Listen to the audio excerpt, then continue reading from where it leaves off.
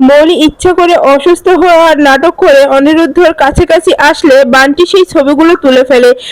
হ্যাঁ বন্ধুরা, এমনটাই দেখা যাবে। বিস্তারিত জানতে ভিডিওটিকে লাইক দিয়ে চ্যানেলটি সাবস্ক্রাইব করে দেখতে থাকুন। গল্পের শুরুতেই দেখা যাবে রাস্তার মোড়ে দাঁড়িয়ে যখন বানি সবাইকে নিয়ে তার দোকানটা চালাচ্ছিল, তখনই সেখানে কুয়াশা আসে। আর কুয়াশা এগুলো দেখে খুব রেগে যায় আর বলে, আমি এত করেই বানির ক্ষতি করার চেষ্টা করছি, কিন্তু কিছুতেই বানির ক্ষতি করতে পারছি না। আমি যে করে হোক এখন ক্ষতি করবোই। মৌলি ম্যাডামকে ফোন করি। এরপরে এই কুয়াশা মৌলিকে ফোন করে ব্যাপারটা বলে যে, মৌলি ম্যাডাম এখানে চলে আসুন তাড়াতাড়ি, এখানে কি হচ্ছে আপনি এসে দেখুন। যে বানি অনিরুদ্ধ বাবু আর তার মেয়ে পরিবারের সবাইকে নিয়ে এখানে তার তার দোকানের চালাচ্ছে। তখনই দেখা যায় যে ভিডিও করে কুয়াশার, সেটা নয়নতারাকে পাঠিয়ে দেয়। তখনই নয়নতারা সেখানে চলে আসে আর মৌলি দোকানে গিয়ে অসভ্যতামি শুরু করে দেয় আর বলে, এই টাকা দিচ্ছি, এই টাকার যা যা আছে সবকিছু দিয়ে দাও আমাকে। তখনই অনিরুদ্ধ বলে ওঠে, আমি এখানে তোমার কাছে কিছুই বিক্রি করবো না মৌলি, তুমি এখান থেকে যেতে পারো।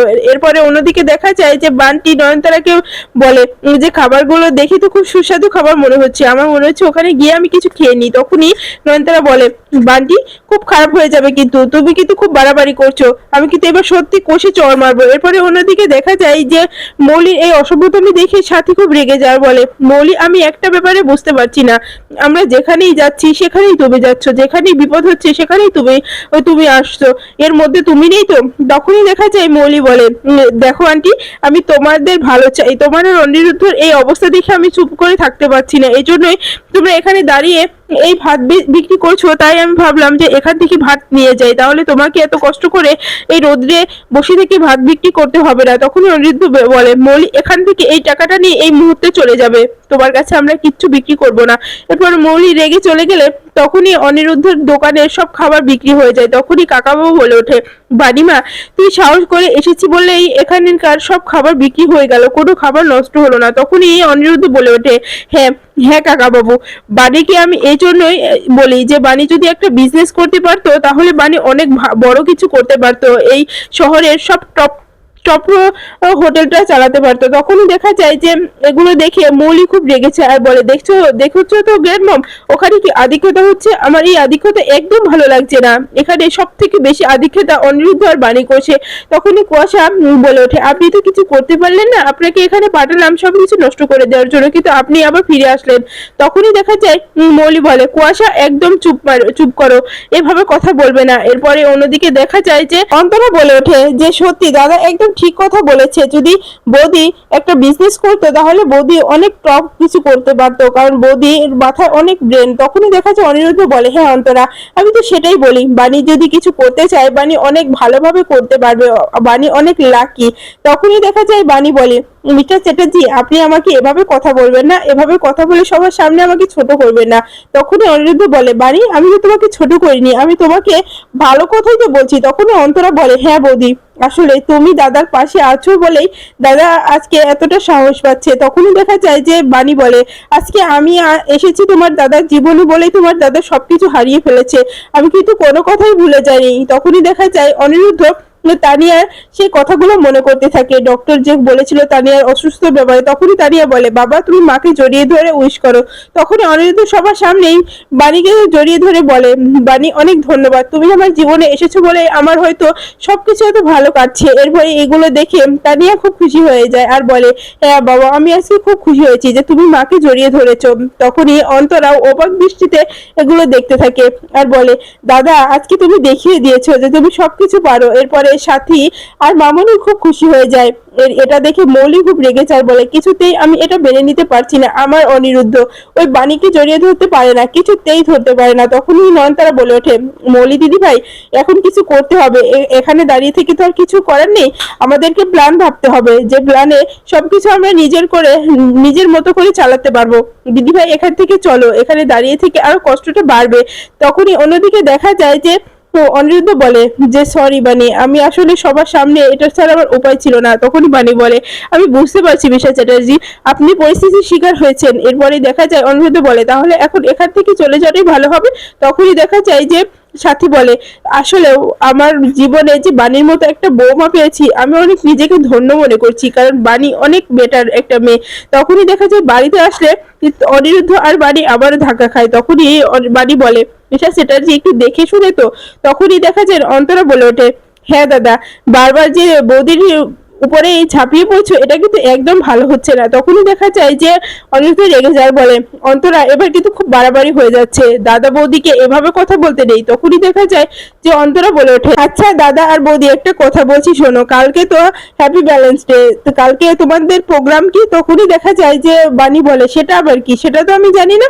তখনই দেখা যায় সাথী বলে, কেন, সেটা তো ভালোবাসা দিবস, কালকে তো একজন আরেকজনকে কতটা ভালোবাসে সেটারই পরীক্ষা। তখনই দেখা তানিয়া বলে ওঠে, তাহলে বাবা আমাকে যতটা ভালোবাসে, মা আমাকে যতটা ভালোবাসে, এটা নিয়ে কি কালকে দিবসটা হবে? তখনই দেখা যায় যে সাথী বলে, হ্যাঁ অবশ্যই। এরপর অন্যদিকে দেখা যায় যে কুয়াশাকে কথা শোনাতে থাকে বিদ্যুৎ, আর বলে আমাকে না জানিয়ে সবকিছু করতে যেও না, তাহলে কিন্তু বিপদে পড়ে যাবে। তখনই কুয়াশা বলে যে বিদ্যুৎ আমি কি করেছি, আমি তো অন্যায় কিছু করিনি। এরপরে দেখা যায় যে মৌলি রেগে থাকায় নয়নতারা বলে, মৌলি দিদি ভাই এতটা বার বেরো না, সবকিছু নিজে নিজে করতে যেও না, যদি অনিরুদ্ধ জানতে পেরে যায় তাহলে কিন্তু সব খারাপ হয়ে যাবে। এরপরে অন্যদিকে দেখা যায় সকাল সকাল অন্তরা অনেক বেলুন আর ফুল নিয়ে আসে আর ঘরটা সাজানোর প্রোগ্রাম করে। তখনই বানি বলে, অন্তরা একদম এসব কিছু কিন্তু আমার পছন্দ নয়, তুমি এগুলো কেন এনেছো? তখনই অন্তরা বলে, বৌদি দেখো না, এভাবে কথা বলো না, এবার তোমাদের প্রথম হ্যাপি ব্যালেন্স ডে, তুমি এই দিনে আমাদেরকে চুপ করে থাকতে বলো না। তখনই অনিরুদ্ধ বুঝতে পারে যে এগুলোতে বানি বিরক্ত হচ্ছে। তখনই অনিরুদ্ধ এসে অন্তরাকে বলে, অন্তরা তোমার বৌদি যেহেতু চাচ্ছে না, সেজন্য এবার এই প্রোগ্রাম বাদ দাও, এসব কিছু করতে হবে না। তখনই অন্তরা বলে, কেন দাদা এসব কিছু বলো না। তখনই তানিয়া বলে, হ্যাঁ বাবা, আমার কিন্তু এবার সত্যি খুব রেগে যাব। এরপরে দেখা যায় সেই মুহূর্তে অনিরুদ্ধকে ফোন আসে, আর ফোনে অনিরুদ্ধকে বলা হয় যে ওকে ইন্টারভিউর জন্য ডাকা হয়েছে। ফোনটা পেয়ে অনিরুদ্ধ খুব খুশি হয়ে যায় আর বলে, আমি এখনই আসছি, আপনারা অ্যাড্রেসটা দিয়ে দিন।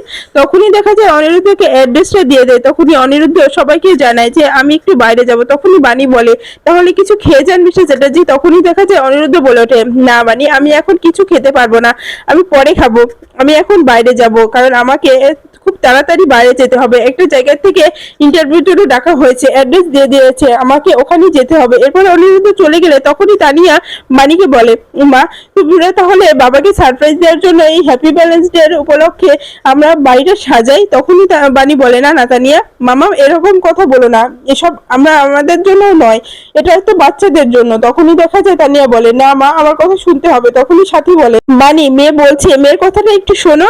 আর অনিরুদ্ধ তো না খেয়ে দিয়ে চলে গেল, অনিরুদ্ধকে খুশি করার জন্য তুমি এই প্রোগ্রামটা করো না। তখনই এই বাড়ি চুপ করে ভাবতে থাকে। এরপরে অন্তরা বলে, বৌদি একটু ভাবো, একটু দাদাকে খুশি করার জন্য এটুকু করো না। তখনই বানি মনে মনে ভাবতে থাকে, অনিরুদ্ধ বাবু তো আমাদের জন্য অনেক কিছু করেছে, আমার আর মামা মেয়ের খুশি করার জন্য তার সব রকম চেষ্টাই করেছে, তাহলে তার একটু খুশি রাখার জন্য আমিও এইটুকু করি। তখনই বানি সবার সামনে বলে দেয়, আচ্ছা ঠিক আছে, তাহলে আমি রাজি হলাম, যা যা করার অন্তরা তুমি করো। এরপর অন্তরা বলে, আমার একটা বন্ধু আছে যে ডেকোরেশনের কাজ করে, আমি তাদেরকে ডেকে নিই। তখনই বানি বলে, আচ্ছা ঠিক আছে। অন্যদিকে দেখা যায় যে মৌলি ফ্রড নাম্বার থেকে ফোন করে অনিরুদ্ধকে নিয়ে যায়। তখনই অনিরুদ্ধ সেই জায়গায় পৌঁছালে দেখতে পায় ওটা একটা বিউটি পার্লার। তখনই অনিরুদ্ধ ওখান থেকে চলে আসতে গেলে তখনই মৌলির সঙ্গে দেখা হয়ে যায়। তখনই দেখা যায় মৌলি বলে যে, অনিরুদ্ধ এখানে তুমি? তখনই অনিরুদ্ধ বলে, মৌলি আমি কিন্তু বুঝতে পেরেছি যে এই ফ্রডটা তুমি আমার সঙ্গে করেছো, তুমি এই নাটকটা আমার সঙ্গে আর করো না। তখনই দেখা যায় মৌলি বলে ওঠে, অনিরুদ্ধ তুমি আমার সঙ্গে এরকম ব্যবহার করতে পারো না। এরপর এই অনিরুদ্ধ মৌলিকে ধাক্কা দিয়ে ওখান থেকে চলে যেতে গেলে তখনই আড়ালে বান্টি দাঁড়িয়ে থাকে, আর কিছু গুন্ডা এসে মৌলির সঙ্গে অসভ্যতামি করার চেষ্টা করে, কারণ মৌলি ওগুলো আগে থেকে ভাড়া করে রেখেছিল। তখন মৌলি বলে, তাড়াতাড়ি কিছু একটা করো তোমরা। তখনই দেখা যায় যে মৌলি চিৎকারে অনিরুদ্ধ ফিরে আসে, আর অনিরুদ্ধ মারপিট শুরু করে দেয়, বলে এখানে অসভ্যতামি হচ্ছে, এখানে অসভ্যতামি আমি করতে দেবো না। তখনই মৌলি বলে, অনিরুদ্ধ আমাকে বাঁচাও, অনিরুদ্ধ আমাকে বাঁচাও, ওরা আমাকে শেষ করে ফেলবে, আমাকে আমাকে বাঁচাও অনিরুদ্ধ, আমি বাঁচতে চাই। তখনই অনিরুদ্ধ বলে, মৌলি তোমার কিচ্ছু হবে না, আমি আছি, আমি সবকিছু দেখে রাখবো, তোমার কিছু হতে দেবো না। এরপরে একে একে গুন্ডাদের সঙ্গে মারপিট শুরু করে দেয়। তখনই দেখা যায় একটা গন্ডার মারপিট করতে করতে মৌলিকে নিয়ে অন্য গন্ডারা একটা ঘরে চলে যায়। তখনই মৌলি দরজাটা আটকে চিৎকারের নাটক শুরু করে। তখনই ছেলেগুলো খুব হাসতে থাকে আর বলে, ম্যাডাম আপনি খুব নাটক পারেন। এরপরে দেখা যায় অনিরুদ্ধ বলে, এখন পুলিশকে ফোন করি। তখনই সেটা মৌলি শুনতে পেয়ে তখনই মৌলি জোরে করে চিৎকার করে ওঠে আর বলে যে, অনিরুদ্ধ অনিরুদ্ধ আমাকে বাঁচাও, অনিরুদ্ধ ওরা আমাকে শেষ করে ফেললো। এরপরে দেখা যায় যে মৌলির জামাটা ছিঁড়ে ফেলায়। এরপরে দেখা যায় যে মৌলি আরো জোরে জোরে নাটক শুরু করে। তখনই অনিরুদ্ধ দরজাটা ভেঙে মৌলির কাছে আসে আর বলে, মৌলি তোমার কিচ্ছু হবে না, আমি চলে এসেছি, আমার হাত থেকে তোমাকে কেউ কিচ্ছু করতে পারবে না। এরপরে মৌলি নাটক করে অনিরুদ্ধের পিছিয়ে গিয়ে লুকিয়ে থাকে আর বলে, অনিরুদ্ধ এই ছেলেগুলো খুব বাজে, এই ছেলেগুলো আমার সঙ্গে অসভ্যতামি করার চেষ্টা করেছিল, তুমি একটা কিছু করো অনিরুদ্ধ। তখনই অনিরুদ্ধ সবার সঙ্গে ফাইট করে তখনই ওখানকার কিছু ছেলেরা খুব ভয় পেয়ে ওখান থেকে পালিয়ে যায়। তখনই দেখা যায় যে মৌলি অনিরুদ্ধের কাছে এসে জড়িয়ে ধরে। তখনই বান্টি ছবি তোলার জন্য প্রস্তুত হয়। তখনই দেখা যায় মৌলির মুখটা দেখা যাচ্ছিল না বলে বান্টি ছবি তুলতে পারছিল না। তখনই দেখা যায় বান্টি বলে, ম্যাডাম একটু তাড়াতাড়ি, না হলে কিন্তু কেউ দেখে ফেলে সমস্যা হয়ে যাবে। এরপরে অনিরুদ্ধ নিজের গায়ের কোটটা খুলে মৌলিকে পরিয়ে দেয় আর বলে, মৌলি এটা পরো, চলো এখান থেকে। তখনই মৌলি বলে যে, অনিরুদ্ধ আমার যেন কেমনটা লাগছে, কেমন যেন মাথাটা ঘুরাচ্ছে, আমার কিন্তু একটু ধরো, পড়ে গেলাম। এই বলে মৌলি পড়া নাটক করলে অনিরুদ্ধ এসে মৌলিকে জড়িয়ে ধরে আর তখনই এই বান্টি ছবিগুলো তুলে ফেলে। আর তখন মৌলি মনে মনে বলতে থাকে যে, তুমি ফেসে গিয়েছো অনিরুদ্ধ, তুমি জানো না তুমি কোন ভুলটা করলে, তুমি শুধরাতে পারবে না এই ভুলটা কখনো। এরপরে দেখা যায় যে অনিরুদ্ধ বলে, মৌলি ঠিক আছে, তুমি তোমার কিছু হয়নি তো? তখনই মৌলি বলে, না না আমি ঠিক আছি, আসলে অনেকটা টেন্স ছিলাম তো এই জন্য মাথাটা ঘুরে গেছিল, এখন ঠিক আছি, এখন আবার তো ঠিক হতেই হবে। তখনই অনিরুদ্ধ বলে, তোমার কথার মানে বুঝলাম না। তখনই মৌলি বলে, বুঝতে হবে না, এবার চলো আমাকে একটু গাড়ি অব্দি নিয়ে যাবে? তখনই অনিরুদ্ধ বলে, এখন গাড়িটা চালিয়ে তুমি যেতে পারবে না, আমি একটা ক্যাব বুক করে দিচ্ছি, সেখান দিয়ে চলে যাও। এরপর মৌলি বলে, আচ্ছা ঠিক আছে। তখনই মৌলিকে গাড়িতে উঠিয়ে দিতে যায়। তখনই দেখা যায় বান্টি আড়াল থেকে সে ছবিগুলো তুলে ফেলে আর এমন ভাবে ছবিগুলো তোলে যেন অনিরুদ্ধ ভালোবেসে মৌলির সঙ্গে এগুলো করছে।